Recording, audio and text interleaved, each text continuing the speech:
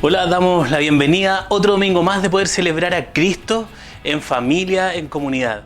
De verdad que es maravilloso ver lo que Dios está haciendo acá en Curauma, lo que está haciendo en su Iglesia Nacional y cómo esta instancia de esto de estar en cuarentena.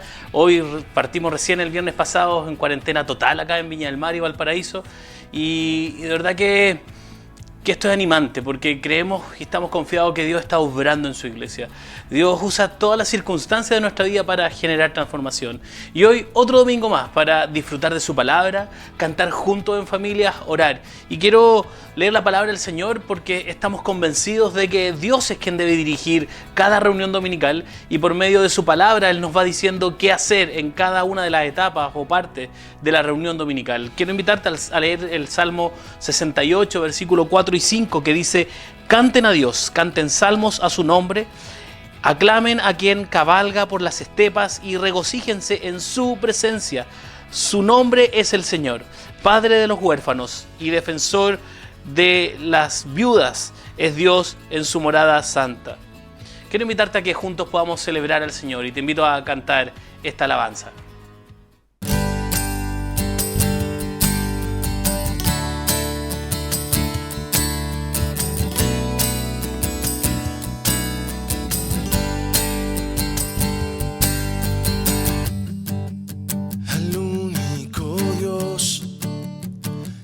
Salvador, al Rey de poder adoramos,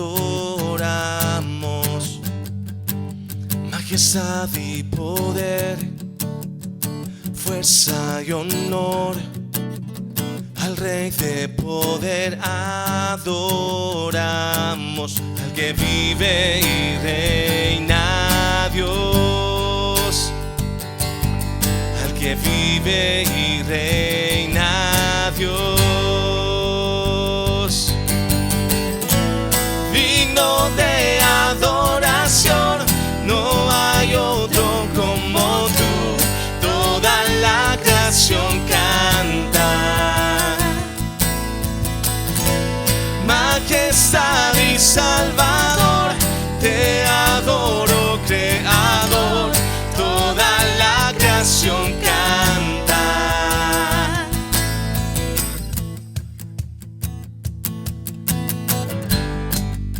Al único Dios, al Salvador, al Rey de poder adoramos,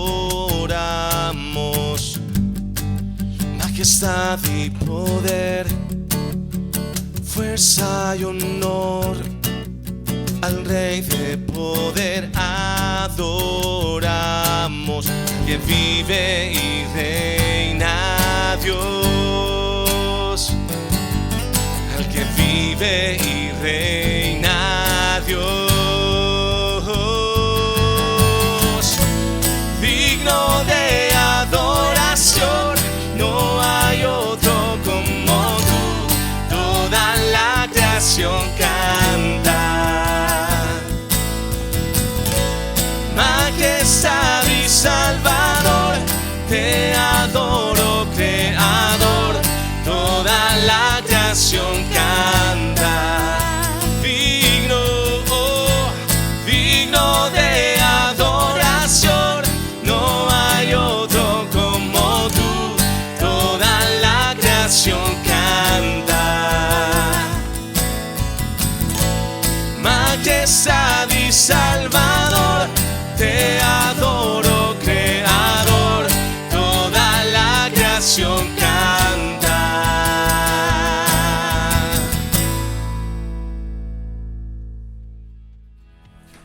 Oremos. Señor, exaltamos su nombre. Le reconocemos como nuestro Señor y Salvador, como el Creador del cielo y de la tierra, Señor. Le reconocemos su soberanía, su majestad, Señor, en nuestras vidas. Y le damos gracias por su amor que nos ha acercado a usted por medio de su plan redentor, dando a su propio Hijo por el rescate de muchos.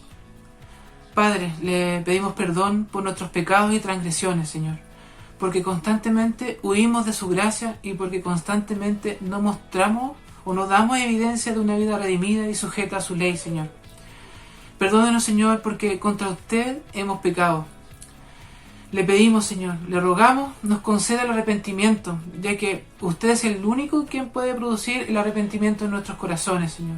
Que podamos realmente experimentar la tristeza por nuestro pecado, Señor, y que podamos ir quebrantados y contritos a sus pies.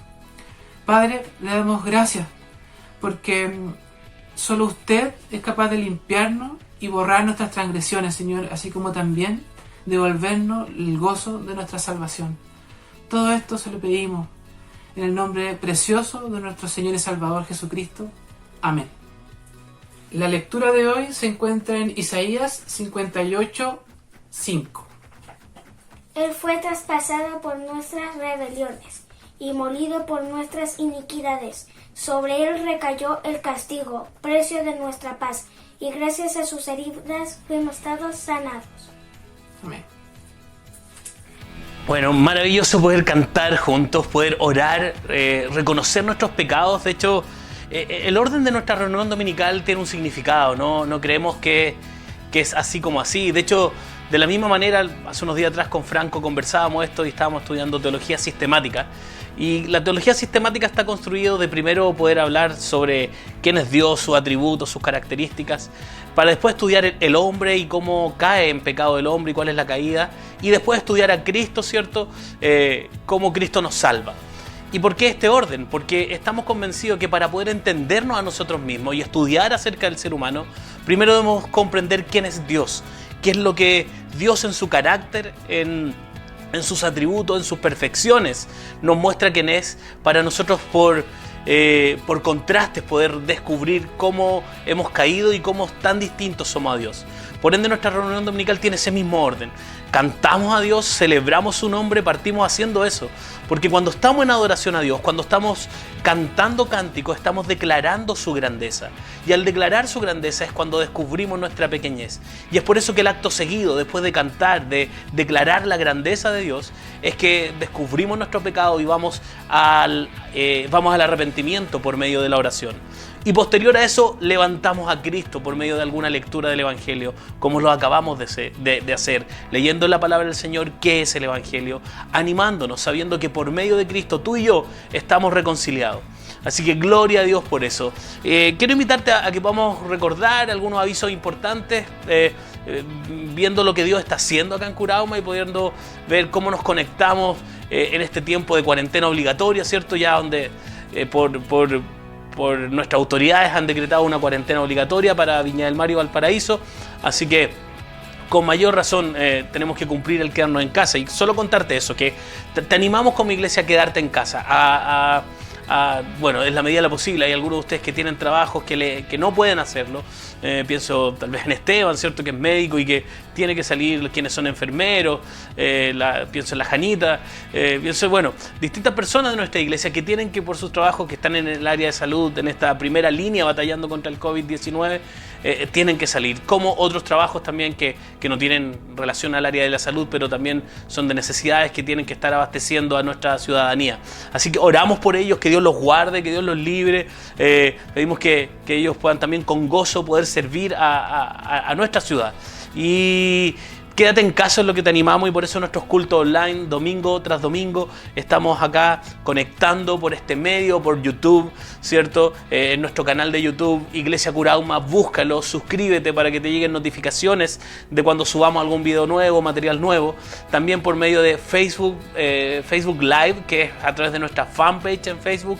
También en el buscador de Facebook, busca Iglesia Curauma, dale me gusta y puedes seguirnos. Y también, si lo quieres, otra plataforma que tenemos es iglesiacurauma.cl/live, que también está nuestra señal en vivo por ese medio. Son estas plataformas que estamos usando para que tú puedas ocupar la que más te acomoda, la que sea más fácil para ti. También nuestras comunidades misionales, estamos teniendo semana tras semana comunidades misionales, que son nuestros grupos de estudio bíblico, y te animamos a invitar a tus amigos no creyentes. Se pueden dar instancias muy maravillosas, y también los discipulados 1 a 1 que continúan en Iglesia Curauma. Además, hemos construido una nueva instancia para ti, que es nuestros estudios bíblicos, todos los martes de 19 horas a 20 horas, estudios bíblicos vía Zoom, puedes conectarte y poder estar conectando, estudiando. Estamos estudiando el panorama bíblico. Ya vamos, no recuerdo, la sexta lección, la quinta lección, sí, estamos. Y seguimos ahí. La semana pasada no la logramos terminar. Creo que ya es la tercera parte de esta quinta lección y hemos estado estudiando. Y jóvenes y personas de otras iglesias se han conectado y gente de Iglesia Curauma. Así que te animamos a sumarte. Si quieres sumarte y crees que va a llegar a la mitad de la lección, te animamos a que te sumes igual, porque podemos mandarte todo el material de lo que ya hemos estudiado hasta la fecha. Entonces súmate, te mandamos el material, contáctanos para que puedas conectar. También todos los domingos a las 11 de la mañana estamos orando. Estamos orando, buscando al Señor, orando por nuestro país, orando por nuestras autoridades, orando por las personas de Iglesia Curauma. Algo que nos tiene muy tranquilo a Arturo, Diego, a mí, que somos los ancianos de Iglesia Curauma, es que creemos y estamos convencidos que Jesús es el pastor de Iglesia Curauma. Y Jesús sigue siendo tu pastor, te sigue pastoreando. Y algo que nos ha hecho descansar mucho es que creemos y estamos convencidos de que el pastoreo no debe estar radicado solo en una persona. Tenemos 3 ancianos, que es Diego, Arturo y yo, pero además cada creyente está siendo cuidado pastoralmente en sus comunidades misionales. Entonces, si no estás en una comunidad misional, tú vas a sentir que no estás siendo tan pastoreado. Y es porque muchas veces se estila, y es clásico en nuestra iglesia, que hay un super pastor todopoderoso, casi omnipresente, que debe estar en todas las casas con todas las personas. Es un trabajo inhumano que es imposible de realizar, sobre todo cuando la iglesia crece. Y por eso que Dios ha determinado que cada creyente es un sacerdote en términos prácticos, donde es un portavoz del evangelio que acompaña a otros en el evangelio.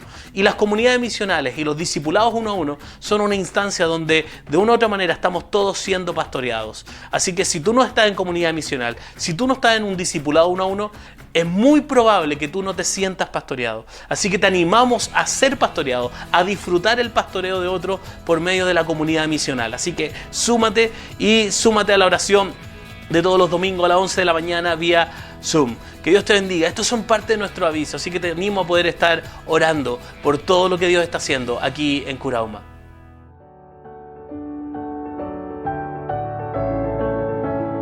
En su ascensión, Jesús comisionó a sus discípulos para predicar su evangelio. Esa misma misión continúa hoy, ininterrumpida y sin obstáculos, durante casi 2000 años desde entonces. El libro de los Hechos está destinado a obligar a todas las generaciones siguientes de cristianos a ser fervientes testigos de Cristo hasta que Él regrese. El libro de los Hechos no termina hasta que venga de nuevo, de la misma manera que los apóstoles lo vieron irse.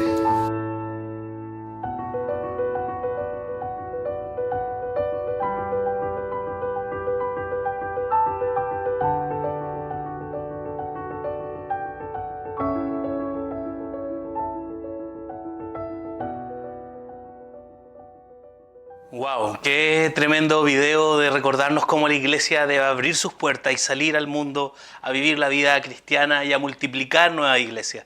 Y esta es nuestra nueva serie de sermones. Partimos el domingo pasado, hoy día continuamos con el segundo sermón que hemos titulado La Iglesia Nace. La semana pasada hablamos de la multiplicación de la iglesia, y para que sigas teniendo en mente el versículo 8 del capítulo 1 de Hechos, el versículo ancla a toda esta serie. Vamos a ir y venir a ese versículo constantemente para seguir recordando que ese es clave, que el Espíritu Santo nos llenaría de poder para ser testigos de Cristo en el mundo entero, desde Jerusalén, Judea, Samaria y hasta lo último de la tierra. Ese es el fin del libro de los Hechos. Eso es lo que el libro de los Hechos nos relata a lo largo de todo su libro, de cómo el Evangelio está siendo expandido. Y hoy día vamos a estar aquí en el capítulo 2, donde vamos a estar meditando. La semana pasada comenzamos una serie de 12 semanas de este libro de Hechos, y dijimos la semana pasada que la razón por la que estamos aquí estudiando el libro de los Hechos es para recordar y reforzar a nuestra iglesia que debemos ser por orden de Dios y por el liderazgo de Dios. Una iglesia que se toma en serio la multiplicación. Una iglesia que no solo tiene sus ojos en sí mismo, que no solo estamos centrados en nosotros mirando cómo hacer mejores programas para nosotros, sino que tiene en sus ojos, en su dinero, en su talento que Dios ha traído y va a seguir trayendo oportunidades que Dios nos ha regalado, dones, talentos para hacer algo más grande que nosotros mismos y para poder vivir abiertamente como Iglesia Curauma para la gloria de Dios y ser testigos de Cristo en Chile, en el Gran Valparaíso, en Latinoamérica y por qué no en el mundo entero. Entonces hablamos de ser una iglesia de que planta iglesias. Eso mueve nuestros corazones como Iglesia Curauma. Una iglesia abierta con sus recursos. Queremos regalar dinero a otra iglesia, queremos regalar dinero a otros ministerios que están haciendo un trabajo centrado en el Evangelio en todo el mundo.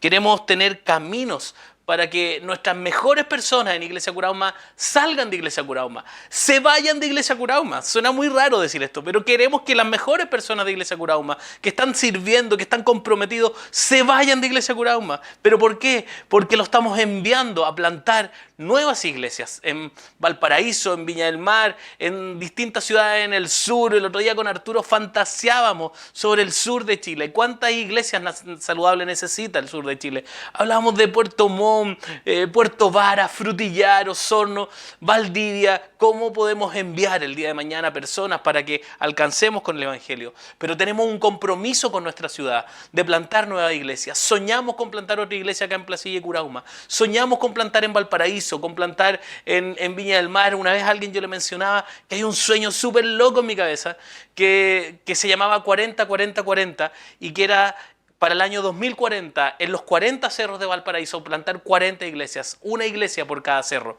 Es un sueño súper loco, no sé si lo vamos a lograr, pero es algo que sueño. Ni siquiera está en nuestra hoja de ruta como Iglesia Curauma, pero es algo que ha volado en mi cabeza por mucho tiempo. Entonces, la serie de Hechos no se trata del lanzamiento de Iglesia Curauma, no se trata de los dones del Espíritu, aunque ahí en el libro de los Hechos tú vas a encontrar dones del Espíritu, pero no se trata acerca de los dones del Espíritu. En una última instancia no se trata de lo prescriptivo, sino no es una comparación entre lo prescriptivo y lo descriptivo, aunque ambos van a estar presentes en estos textos. Nos hemos sumergido en el libro de Hechos con el propósito de observar lo que Dios ha hecho desde el principio con respecto a la multiplicación. Lo vemos claramente en el versículo que cubrimos la semana pasada en Hechos capítulo 1, versículo 8. Y quiero volver a repetirte, lo dice el capítulo 1, versículo 8 de Hechos. Dice, pero cuando venga el Espíritu Santo sobre ustedes, recibirán poder y serán mis testigos, tanto en Jerusalén como en toda Judea y Samaria y hasta los confines de la tierra. Todo lo que vamos a leer aquí en el libro de Hechos, en el futuro gira en torno a este versículo. Este es un versículo ancla. Por ende, enfatizar en otras temáticas del libro de los Hechos es desviarse de la idea del libro de los Hechos. Entonces, lo que va a hacer una y otra vez es el poder del Espíritu Santo sobre las personas y esas personas se convierten en testigos de Dios por las buenas nuevas del Evangelio de Jesucristo. Primero en Jerusalén, luego en Judea, luego en Samaria y luego hasta los confines de la tierra. La narrativa en el libro de los Hechos es que se cumple una y otra vez esto.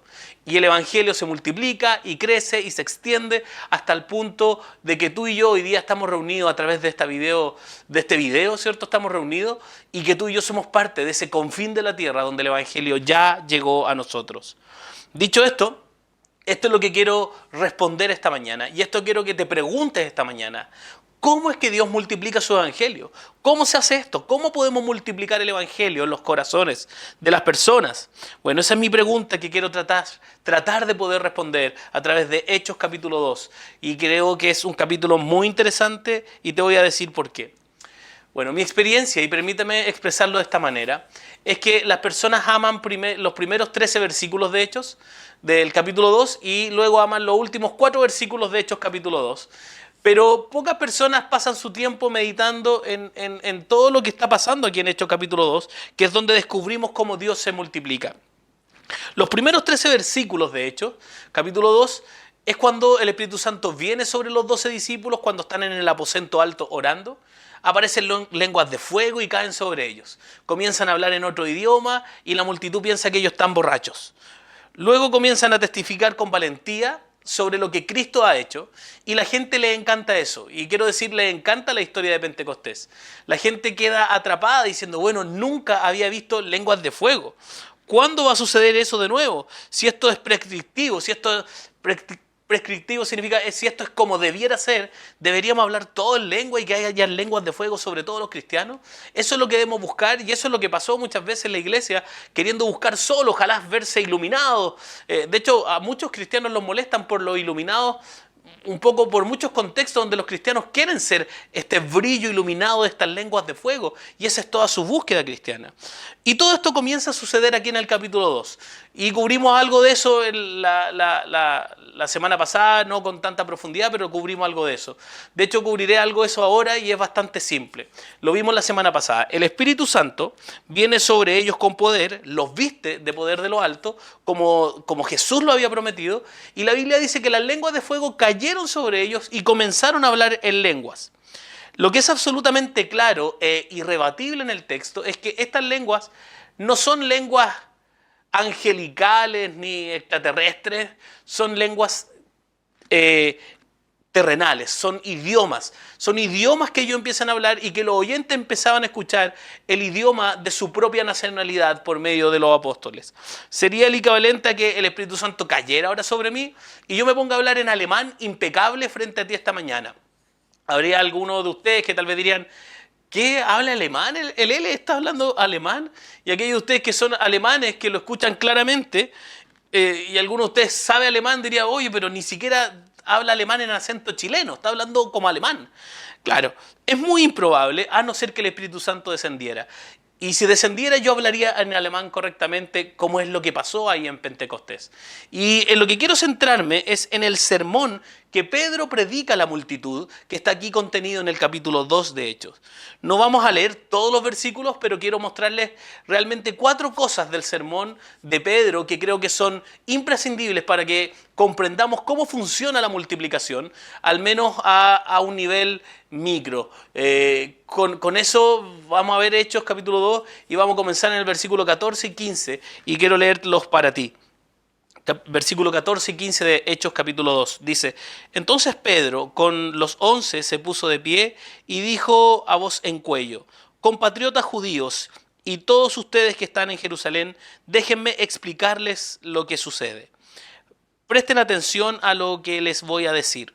Estos no estaban borrachos, como suponen ustedes. Apenas son las 9 de la mañana.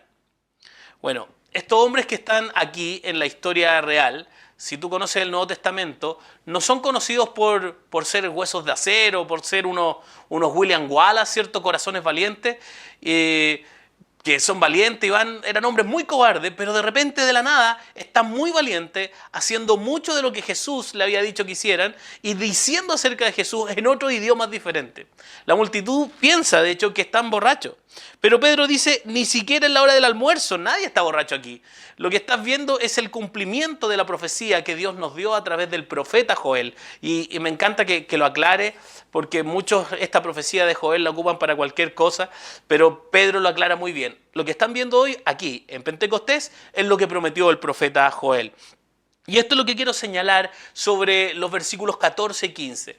Pedro se puso en pie en Pentecostés y lo que sabemos sobre Jerusalén en este momento es que está lleno de judíos devotos de toda parte del Imperio Romano que han venido a Jerusalén para Pentecostés. Era una fiesta muy importante para los judíos que se celebraba en Jerusalén, que llegaban alrededor de 3 millones de personas de distintas partes del mundo para esta reunión.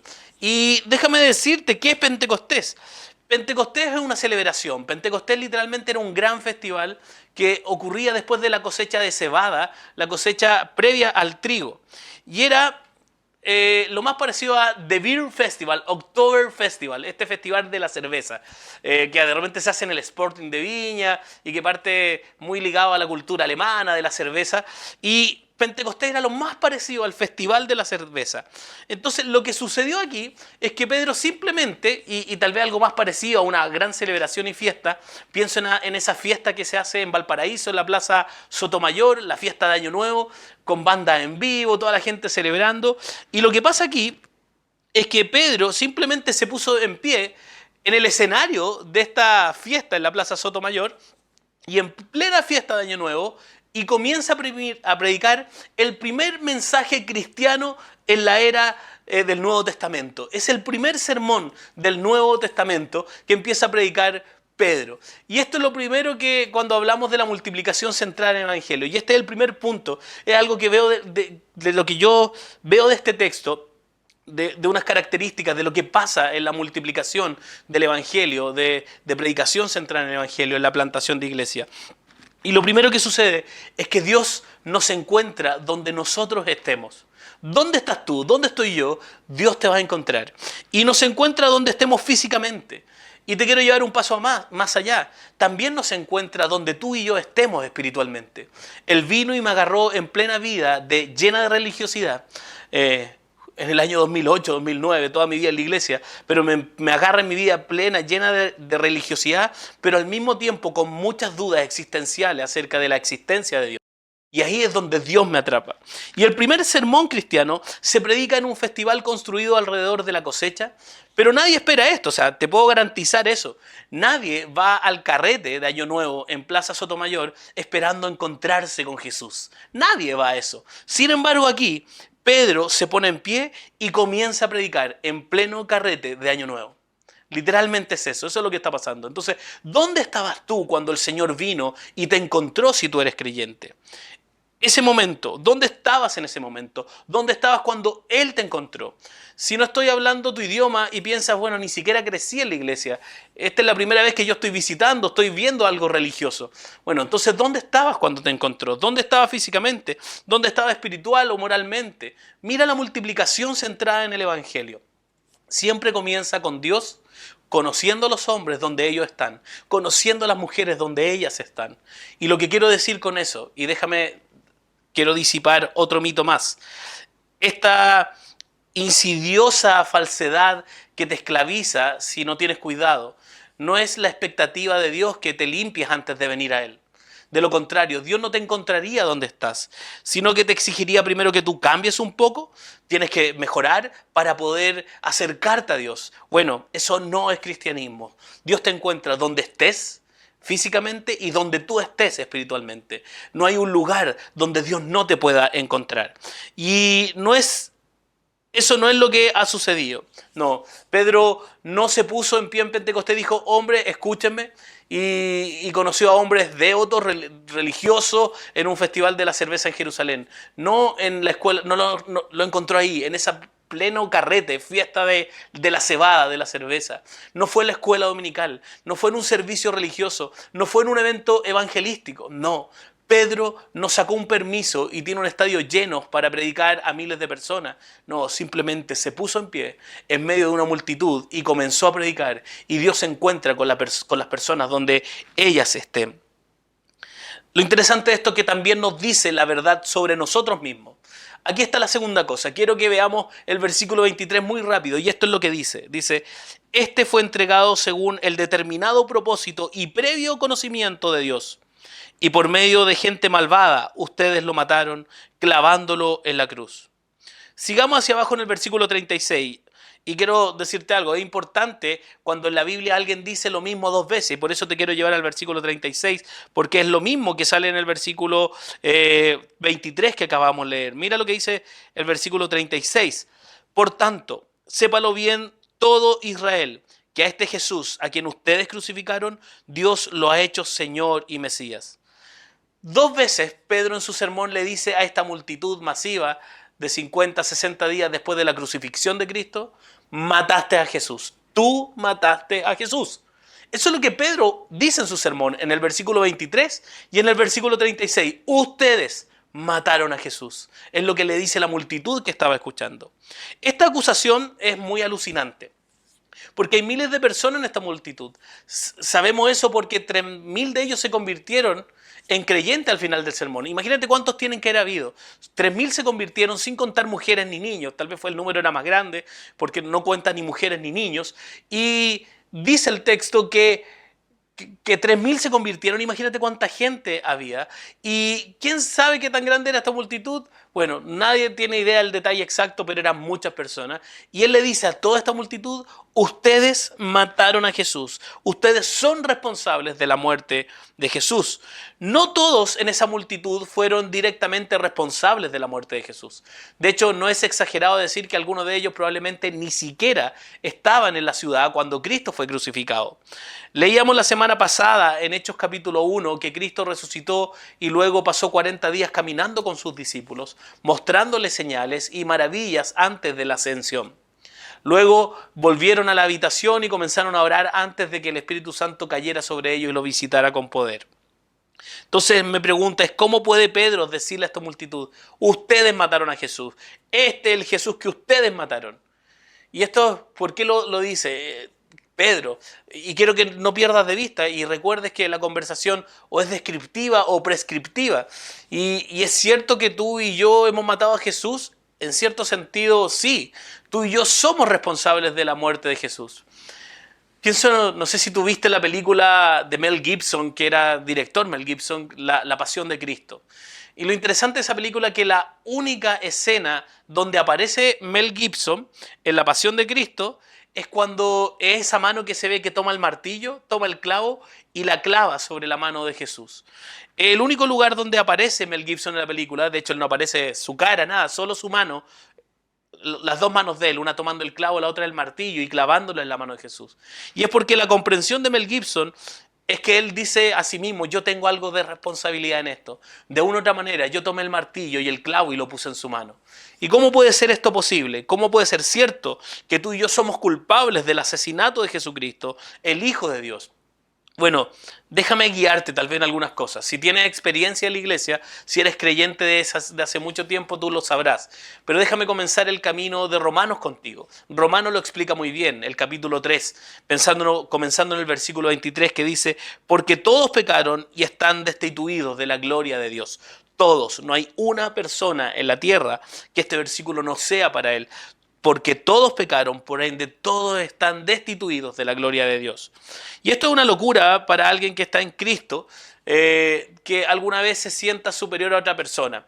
Es muy común que los cristianos, que lo que hemos estado en la vida en la iglesia desde siempre, miramos con desprecio a todos los que no van a la iglesia. Nos sentimos superior, pero esto es una locura. Esto es algo muy estúpido de hacer. No es cristianismo.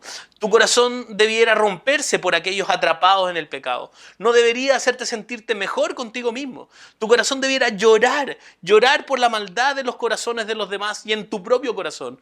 No debes alegrarte porque te haces ver mejor que tú vengas a la iglesia y ellos no vengan a la iglesia. O sentirte mejor contigo mismo. Eso realmente es una locura. La Biblia nos dice que todos, a través de este video, todos tú que estás mirando, yo que estoy aquí, todos nosotros, todos en los distintos lugares donde estamos viendo esto, somos culpables de tres cosas, como lo dice Romanos capítulo 1. Todos hemos preferido la creación en vez del Creador. No queremos a Dios, queremos sus cosas. No queremos adorar al Señor, queremos las cosas que el Señor nos dio para mostrar lo grandioso que podemos ser inclusive. ¿Sabías que para eso se dieron todas las cosas buenas? Para adorar al Señor. Entonces podríamos saber que hay un proveedor que nos ama y se preocupa por nosotros. Para eso son las cosas creadas, para que tú te des cuenta que hay un creador que ha provisto de estas cosas.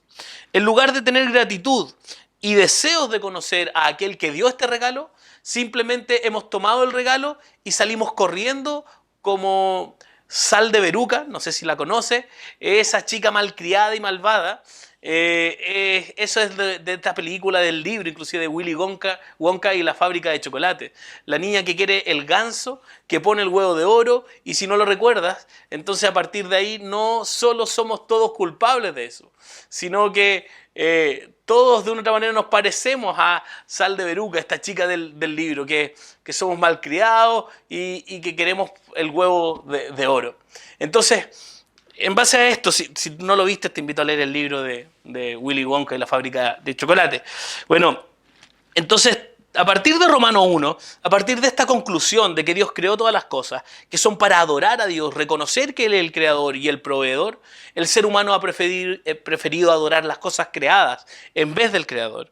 Y todos son culpables de eso sin que todos somos culpables en base a lo que dice Romanos 1, porque hemos preferido la mentira en vez de la verdad. Y esa mentira es simplemente esto. Una mentira que solemos creer que nosotros somos más inteligentes que Dios.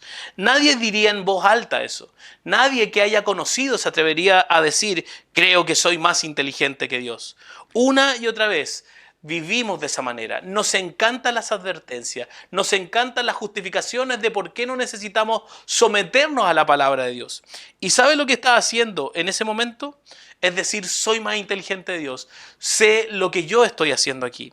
Entonces, lo último que está aquí en Romanos 1:28 es que vemos que no solo todos en este video, yo acá y ustedes a través de esa pantalla, hemos preferido la creación en vez del creador, sino que todos hemos reconocido a Dios como el dador de todas las cosas buenas. No lo hemos reconocido como tal.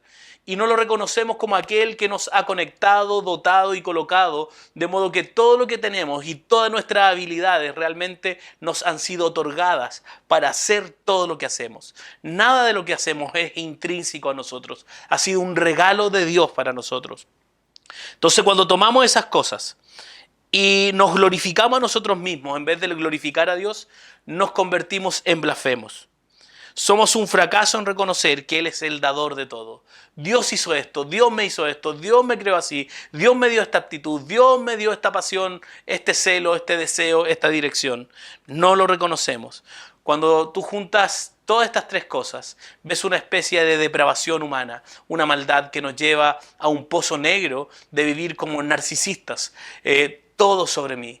Entendí esto, sé lo que es mejor, yo sí sé lo que es bueno, todos están aquí para mí. ¿Por qué nadie me pone atención? ¿Por qué no me consideraron? ¿Por qué? Y empezamos a vivir de esa manera. Cuando entras en esto, te enrollas en ser tu propia deidad. Eres tu propio Dios, tu propia autoridad. Reinas como soberano sobre tu vida. Y esto destruirá tu relación, marchitará tu alma, secará tu corazón y probablemente ni siquiera lo sepas, porque todos pecaron y no alcanzan la gloria de Dios. El texto de Romanos 3 no se detiene allí. El versículo 24 dice, pero por su gracia son justificados gratuitamente mediante la redención que es en Cristo Jesús o que Cristo efectuó. Esta oración está embarazada y podría ser un sermón en sí mismo. Tú y yo somos completamente culpables de no alcanzar la gloria de Dios. Todos amamos la creación más que al Creador. Pensamos que somos más inteligentes que Dios y no lo reconocemos como el dador de todas las cosas. Y eso es universalmente cierto y sin embargo Dios frente a eso nos ha hecho correcto. ¿Qué significa esto? Eso es lo que significa justificados. Lo ha hecho por gracia como un regalo. Lo que significa que no obtuvimos la justificación, no ganamos nada, pero Dios nos hizo correcto en Cristo a través de la fe. ¿Cómo funciona esto? El versículo 25 lo explica, y esto es lo que Jesucristo hizo para justificarnos mediante la gracia por la fe, para redimirnos en nuestra rebelión. Mira lo que dice este versículo 25. Dios lo ofreció como un sacrificio de expiación que se recibe por la fe en su sangre para así demostrar su justicia. La expiación es que somos justificados por Dios por gracia como un regalo a través de Jesucristo, dándose a sí mismo como el sacrificio en tu lugar en la cruz. Cristo absorbe la ira de Dios hacia esta alegre rebelión que tú y yo no hemos encontrado. Entonces vemos que somos definitivamente responsables de la muerte de Jesús. Y mira la libertad que se encuentra cuando Dios te dice la verdad de ti mismo. Sé que mi tendencia es el egoísmo, y esa es mi tendencia. Lo que hay en mí nunca es sirve a tu esposa, sirve a tus hijos, ama a la gente, considera a los demás mejor que tú. Nunca pienso así. Siempre me considero mejor a los demás. Y si tengo que elegir entre los demás, yo prefiero elegirme a mí. Y eso no está en mi corazón. Lo que hay en mi corazón es, ¿dónde está eso que es mío? ¿Quién me cuida? ¿Quién me va a dar lo que me debe? ¿Quién se preocupa de mí? Ese es mi corazón constantemente. Sé que está ahí. Sé que tengo tendencia a ser materialista. Sé que tengo tendencia a codiciar las cosas que quiero. Las cosas que quiero, las cosas que creo que merezco. Las codicio. Gracias a Dios que Dios dice esto de mí. Porque Dios me ha mostrado y me ha enseñado que así soy yo. Y eso significa que Él sabe lo que realmente está sucediendo en mí y crea algo de esperanza en mí que realmente sabe y sé que Él me ama y lo suficiente como para poder decirme a donde yo no estoy bien. Dios nos salvó de estas tonterías. Dios nos ha descubierto, nos dice la verdad sobre nosotros, y es decir, te has quedado corto, estás roto, estás en problemas, no puedes arreglarte, y alabado sea Dios porque Él nos dice estas verdades. Permiso, voy a beber algo. Perdón, continúo. Entonces, alabado sea Dios porque Él nos dice estas verdades. Mira la esperanza que se encuentra en que Dios es honesto con nosotros acerca de nosotros. Dios te está diciendo, tú estás en problemas, no lo estás haciendo bien. Y esa es una buena noticia, porque Dios no solo se encuentra con nosotros donde nosotros estamos, sino que también Él nos dice la verdad acerca de nosotros. Y sino que a partir de ahí el Evangelio comienza a cubrir lo que Dios ha dicho que es cierto acerca de nosotros, es decir, que no hemos cumplido con la gloria de Dios. Dios nos recuerda eso, tú y yo no hemos cumplido con la gloria de Dios. Tú y yo de una u otra manera hicimos que Dios mismo se hiciera hombre y tuviera que morir en la cruz. Por ende estamos destrozados, estamos atrapados, estamos en rebelión. Somos propensos a deambular, somos malvados, somos lujuriosos, somos materialistas, somos egoístas, somos egocéntricos. Nos adoramos a nosotros mismos y a la creación más que al Creador. Entonces el Evangelio se inclina y quiero que leamos eso ahora. Hechos capítulo 2, comenzando del versículo 29 al 32, que dice: Hermanos, permítanme hablarles con franqueza acerca del patriarca David. Esto es lo que está diciendo Pedro en Hechos capítulo 2, del versículo 29 al versículo 32. Hermanos, permítanme hablarles con franqueza acerca del patriarca David, que murió y fue sepultado, y cuyo sepulcro está entre nosotros hasta el día de hoy. Era profeta y sabía que Dios le había prometido bajo juramento poner en el trono a uno de sus descendientes. Fue así como previó lo que iba a suceder. Refiriéndose a la resurrección del Mesías, afirmó que Dios no dejaría que su vida terminara en el sepulcro, ni que su fin fuera la corrupción. A este Jesús Dios lo resucitó y de ello todos nosotros somos testigos. Aquí Pedro está diciendo la verdad sobre ellos y luego el Evangelio invade esa verdad y crea una oportunidad alternativa para ellos. Igual que para nosotros hoy en día, que estamos atrapados en nuestros pecados, pero podríamos ser liberados de esos pecados en Cristo. Podríamos ser considerados justos con Cristo y podríamos ser completamente perdonados y liberados de nuestra esclavitud del pecado. Y otra cosa que veo en este texto es que donde se predica el Evangelio siempre debe haber una respuesta. Y recuerda lo que estamos hablando aquí, es cómo funciona la multiplicación. Y ahora escúchame porque voy a necesitar profundizar mucho aquí y es importante que lo haga. Entonces, donde se proclama el Evangelio va a haber respuesta y se debe responder. Y no responder al Evangelio es también una forma de respuesta. Y deja de demostrarte esto, cómo responden. Versículo 37 dice: Cuando oyeron esto, todos se sintieron profundamente conmovidos y les dijeron a Pedro y a otros apóstoles: Hermanos, ¿qué debemos hacer? ¿Te das cuenta de lo que está pasando aquí? Pedro ha sido súper agresivo, fuerte, al decirle: hombres de Israel, hombres de Judá, ustedes fueron quienes crucificaron a Cristo, y empieza a comenzar todas las verdades acerca de ello. Pero después le dice: pero mira, esto es en cuanto a Jesús. Esto es lo que ustedes han hecho, pero esto es lo que Cristo ha hecho por ustedes. Él ha abierto un camino, ha abierto una posibilidad. Entonces su culpa junto con la oferta de perdón y gracia están juntas. Ahí está tu culpa, pero aquí está la oferta de gracia y perdón. Dice la Biblia que eso pasó y a ellos se les corta el corazón, se les despedaza el corazón al reconocer estas verdades, y ellos reaccionan. Ellos responden ante el Evangelio y ellos preguntan: ¿qué hacemos? Literalmente, ¿ahora qué? ¿Qué se supone que debemos hacer a la luz de estas verdades? De todo esto que tú nos has dicho, Pedro. Entonces, donde se predica el Evangelio, siempre hay respuesta. Y es rendición o rechazo. Siempre eso provoca el Evangelio. O te rindes o rechazas el Evangelio. El Evangelio nunca genera un término medio, una simpatización con el Evangelio. No existe un tal simpatizante del Evangelio. O hay una rendición ante el Evangelio o un rechazo a este. Y Y justamente esto es difícil pastorear, porque esto sucede muchas veces en nuestros contextos de iglesia. Los puritanos lo explicaban de esta manera, ellos tenían una frase para decir esto mismo. Ellos decían, el mismo sol que derrite el hielo endurece la arcilla. Y donde se predica el Evangelio y donde escuchamos acerca de nuestra culpa y escuchamos acerca de este gran regalo de la salvación, siempre decimos, está bien, déjame entender esto, déjame luchar con eso, déjame descubrir esto, porque eso provoca el Evangelio. Entonces tú avanzas hacia lo que Cristo te está ofreciendo. Pero cuando tú te niegas a entrar en eso, te niegas a profundizar en la fe, a profundizar en tus creencias, te vuelves indiferente ante la predicación del Evangelio.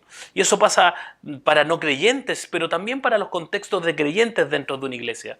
Literalmente estás dando pasos hacia el endurecimiento de tu propio corazón. Lo que hace la asistencia a la iglesia muchas veces sea frívola. Ir a la iglesia se transforma en algo frívolo, superficial y algo de fin de semana, una cosa aterradora, porque a mí me preocupa porque es estar jugando con tu vida creyente, con tu condenación tal vez, y te aíslas y no quieres que te confronten. Empiezas a apartarte, empiezas a abandonar y empiezas a caminar a este camino del rechazo. Y este pequeño juego del que estamos muchas veces jugando, de voy a la iglesia y nos mostramos completamente inmóviles, sin ningún deseo de sostener nuestra vida en el Señor, escuchar que constantemente nos estén repitiendo el Evangelio y no hacemos nada con él, literalmente estamos dando paso hacia el progreso continuo del endurecimiento de nuestros corazones, el endurecimiento en cuanto a nuestra relación con la comunidad y con el Señor. Y es un juego tonto para jugar, es realmente tonto hacer esto. Nuestro Dios no será burlado, no va a ser burlado, no puede jugar con Dios, no puede ser engañado, nadie ha engañado a Dios jamás. Y aquí es donde creo que las cosas fáciles y repetidas, cuando nos reunimos, tienen que ser moderadas muchas veces. Están aquellos de ustedes, tal vez, aquellos de ustedes que escuchan decir esto, que están endureciendo activamente su corazón hacia a las cosas del Señor, hacia la comunidad, hacia este glorioso Evangelio. Y el Evangelio exige una respuesta. Y no responder también es una respuesta. Es un paso hacia Él, hacia el endurecimiento, es un paso hacia correr lejos de Dios, cuando nuestro corazón se endurece continuamente.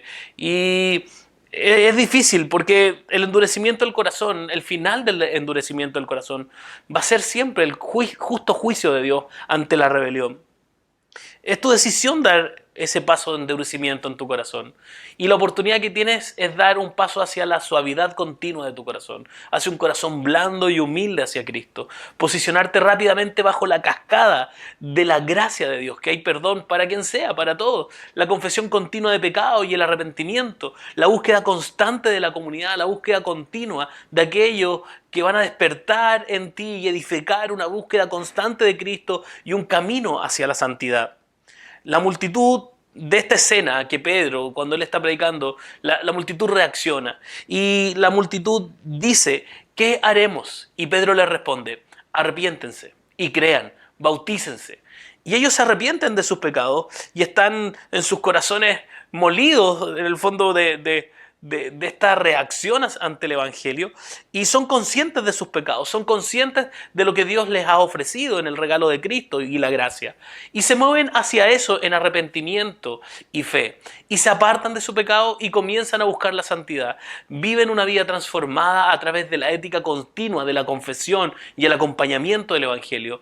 Y se arrepienten. Pero esto da fruto hacia otra cosa, una comunidad de fe. Este caminar genera una comunidad. Y en ese día nace la iglesia cristiana, nace la primera iglesia de Jerusalén. Y lo es que esta comunidad se forma alrededor de este caminar del Evangelio, de confrontarse en el Evangelio y de reconocer la necesidad de un Salvador. Y es lo que vemos aquí en Hechos capítulo 2, versículo 42 al 47. Y creo que hay 3 características de esta nueva comunidad de fe que yo quiero señalarles.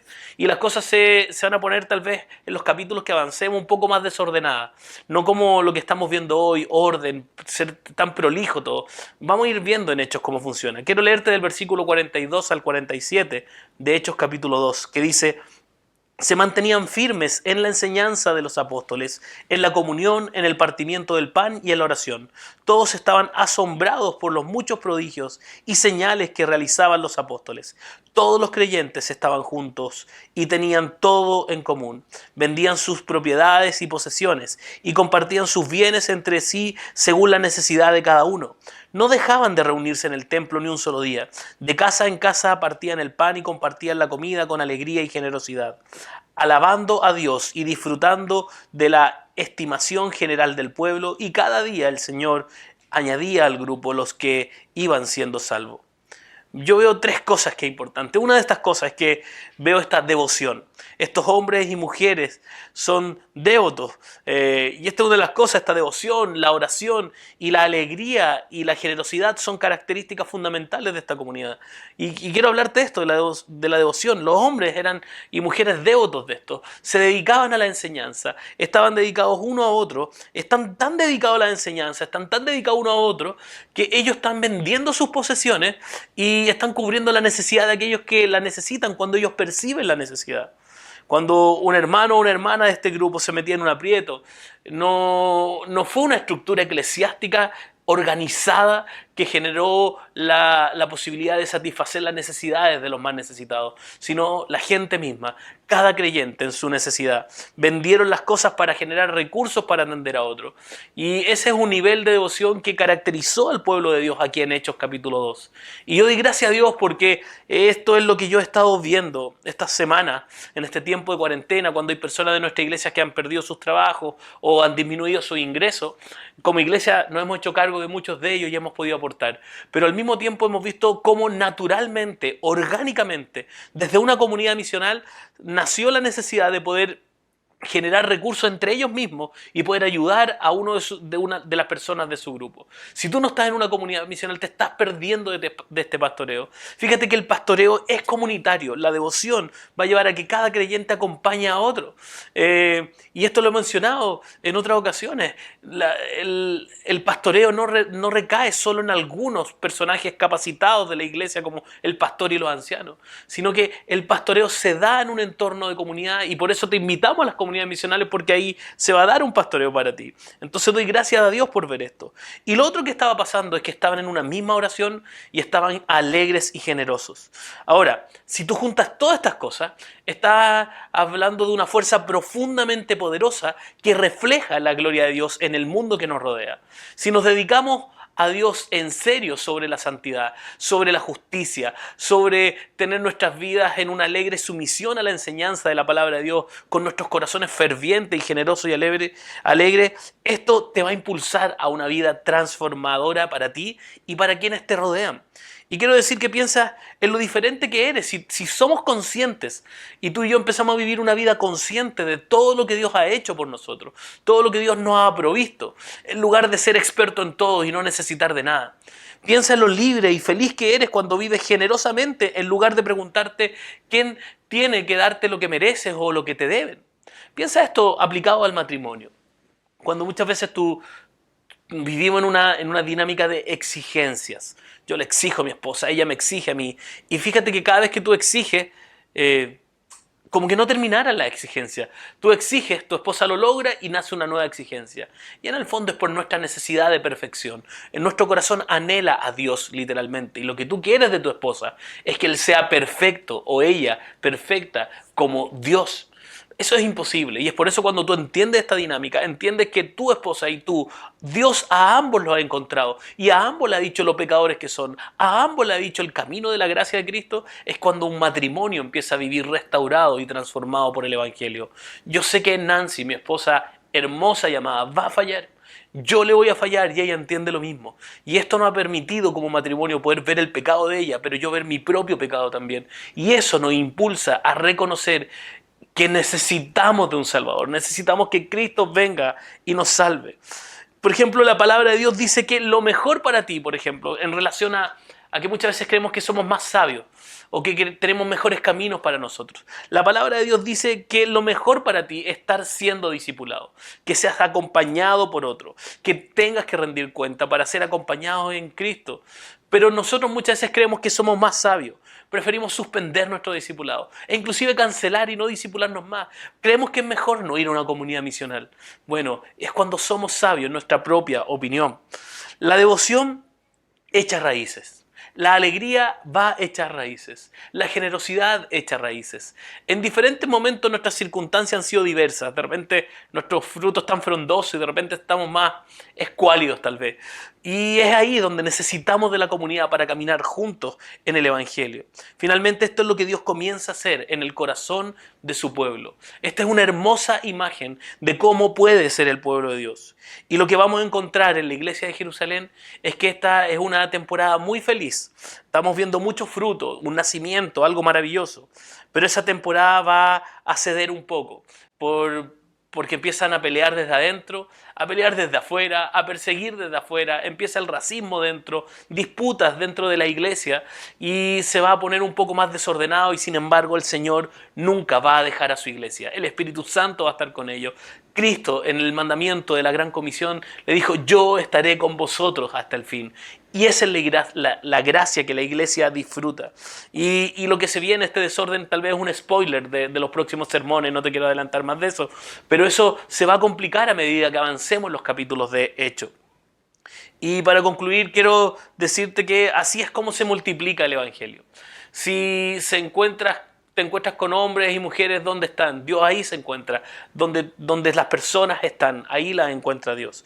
También Dios les dice la verdad sobre ellos mismos.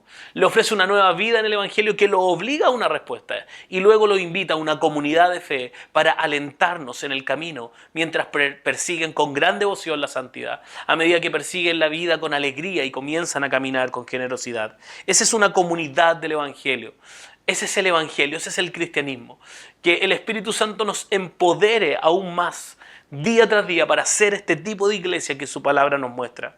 Estás en esa época en la que te sientes cortado, tal vez Dios te está hablando hoy en tu corazón, estás sintiendo el peso de lo que está sucediendo a tu alrededor, pero te encuentras con estos hombres de Jerusalén, tal como ellos, y que te estás preguntando: bien, ¿y ahora qué hago?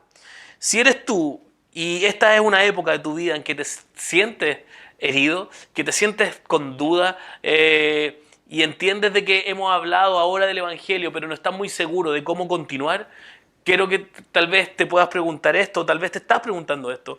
Sé lo que está diciendo ahora, pero no sé qué hacer, me siento atorado, no estoy seguro de cuál será mi próximo paso. Si tú eres esta persona, piensa que estamos tú y yo solos. Así que como quiero animarte.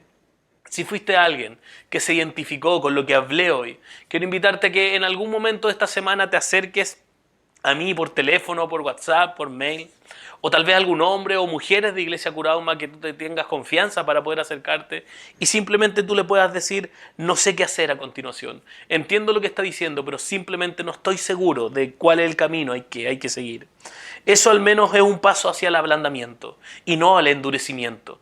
Vamos a dar ese paso hoy y quiero invitarte a orar, que juntos podamos orar, de poder salirnos de ese corazón que se estaba endureciendo tal vez y caminar hacia un corazón blando y humilde que puede amar al otro, que puede servir al otro, que puede disfrutar la comunidad con todas sus diferencias. Hay gente muy distinta, muy extraña muchas veces en la comunidad cristiana que para mí no me agrada. Y el Evangelio me invita a vivir en comunidad y santidad. Quiero que juntos podamos disfrutar del Evangelio. Pienso y se me viene a la mente cuando Jesús mismo dijo: yo edificaré mi iglesia. Por eso podemos estar seguros de que Dios es quien moldea a su iglesia. Con sus defectos, porque los tengo por montones. Como pastor soy tan defectuoso y es justamente que por eso estoy en el Evangelio. Porque soy tan defectuoso y necesito que Cristo me repare, que Cristo transforme mi vida. Y eso es lo que Él ha estado haciendo a lo largo de mi caminar cristiano. Agárrate de Cristo. Dios te busca donde estás. Dios te dice la verdad de quién eres tú y al mismo tiempo te muestra el camino del Evangelio y lo necesitado que estás de Él, y Él te invita a una comunidad de fe para vivir la vida cristiana. Quiero que juntos oremos. Padre, Gracias te doy, gracias por habernos encontrado donde estamos. Gracias por decirnos la verdad sobre nosotros. Gracias, Padre, que has proporcionado una alternativa, el camino de la gracia, el camino del Evangelio. Da lo mismo donde hoy estamos, tanto físicamente como espiritualmente, porque tú nos dices la verdad. Somos pecadores, no hay justo ni aún uno, pero aún así nos muestra un camino de la gracia. Ruego que nos concedas la gracia de responder a un ablandamiento de nuestros corazones y no a un endurecimiento de nuestros corazones. Padre, para que tú nos invites a esta comunidad de fe donde podamos con devoción, alegría y generosidad caminar juntos. Y es por tu hermoso nombre, Jesucristo, que te pido que nos guíes para caminar juntos de la mano hacia Jesucristo y este camino de fe. Gracias, Señor, por este tiempo. Bendice a tu iglesia a través de las pantallas de donde están viendo, Señor. Bendíceles a ellos, bendice a cada persona que hoy día pudo estar viendo a través de la señal de internet, Señor. Gracias, Padre. Bendigo tu nombre y te lo agradezco. En el nombre de Jesucristo, mi Señor y Salvador. Amén.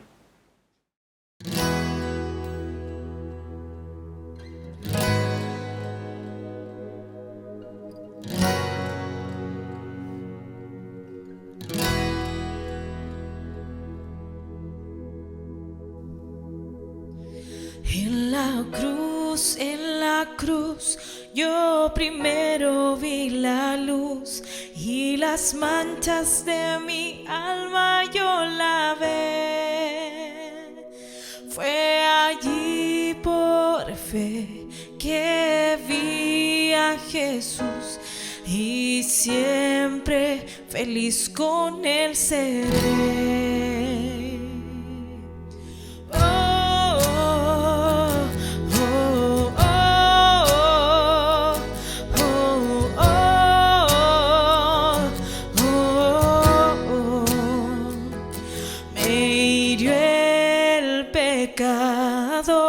Fui a Jesús, mostréle mi dolor. Perdido, errante, vi su luz, bendíjome en su amor. Sobre una cruz, mi buen Señor, su sangre derramó por este pobre pecador, a quien así salvó. En la cruz, yo primero vi la luz y las manchas de mi alma yo lavé. Fue allí por fe que vi a Jesús y siempre feliz con él seré.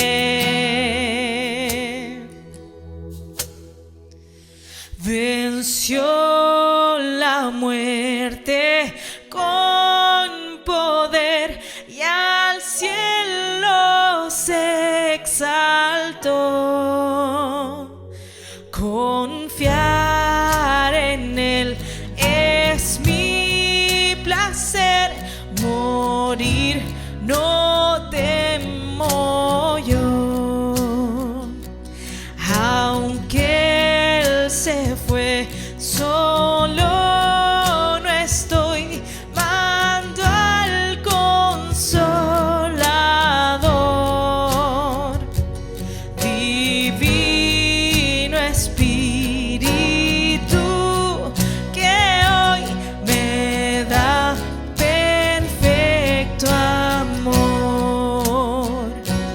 En la cruz, yo primero vi la luz y las manchas de mi alma yo lavé. Fue allí por fe que vi a Jesús y siempre feliz con él seré. Oh, oh, oh, oh, oh, oh.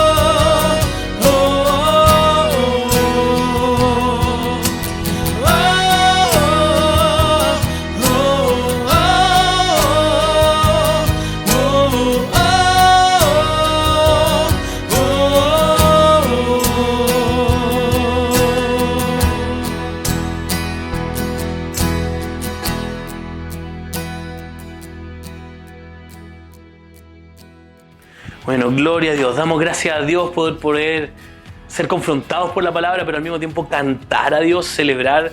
De verdad que doy gracias a Dios por este domingo, por poder celebrar junto al Señor. Que sea una buena semana para ti, que este tiempo de cuarentena obligatoria que estamos pueda ser un tiempo de buscar al Señor. No creo que Dios nos esté dando este tiempo para ver horas y horas de series de Netflix. Creo que es un tiempo que Dios te da para buscar más de Él, para ver cómo intencionar la comunidad, cómo conectar con alguien que tal vez no ve hace tiempo por la misma circunstancia de la iglesia, llamarlo, un WhatsApp, una videollamada. Te animo a eso, a intencionar la comunidad. No para contar cómo estamos, aunque sí es bueno, pero tal vez para hablar de cómo Dios está obrando en sus vidas y animarse en el Evangelio. Que Dios te bendiga, y quiero invitarte a un versículo final para dar término ahí en Judas, que tiene un puro capítulo, y quiero leer los versículos 24 y 25. Dice la palabra del Señor: al único Dios, nuestro Salvador, que puede guardarlos para que no caigan y establecerlos sin manchas, y con gran alegría ante su gloriosa presencia, sea la gloria, la majestad, el dominio y la autoridad por medio de Jesucristo nuestro Señor, antes de todos los siglos, ahora y para siempre. Amén. Dios te bendiga, que tengas una excelente semana.